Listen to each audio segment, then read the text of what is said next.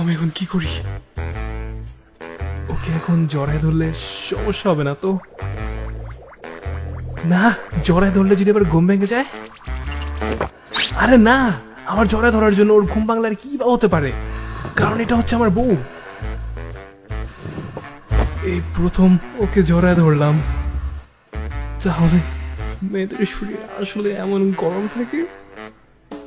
আর এত জুস ঘ্রাণ, আমার মাথা কাজ করতেছে না। এটা কি শ্যাম্পু নাকি চুলের ঘ্রাণ? আয় হায় রে, ওরে তুলা! এখানে তুলা আছে নাকি আবার? ভাই রে ভাই, এগুলো অতিরিক্ত হইতেছে।